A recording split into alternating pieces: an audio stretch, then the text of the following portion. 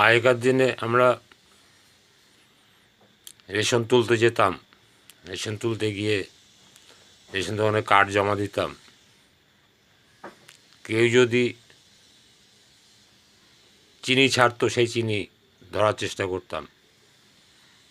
তখন চিনির দাম অনেক। যদি রেশন দোকানে কেউ ছাড়তো তাহলে সেটা নিতাম।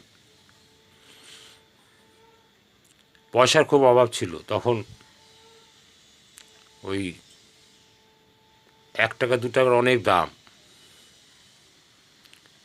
সেই চিনি ধরে আনতাম, কেন বাড়িতে চিনি লাগতো। পয়সা দিয়ে কিনতে গেলে অনেকগুলো পয়সা যেত। এইভাবে আমরা ছোট সময় সংসারী হয়ে উঠেছিলাম।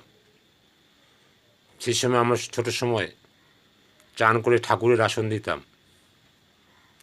মায়ের সাথে হাতে হাতে কত কাজ করে দিতাম। তখন মনে মনে ভাবতাম এত কাজ করতে হচ্ছে।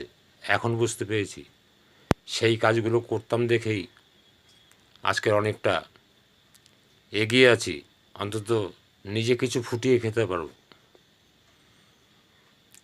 এখনকার দিনের অনেকেই রুটি করতেও পারে না।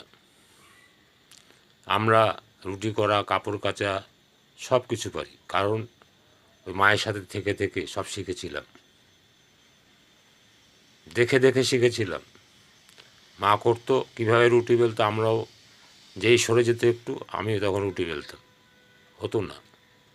এইভাবে দেখে দেখে ছোট ছোট রুটি বানিয়ে রুটি বানানো শিখলাম। এগুলো বলছি কেন, এগুলো ভাবতেও ভালো লাগে।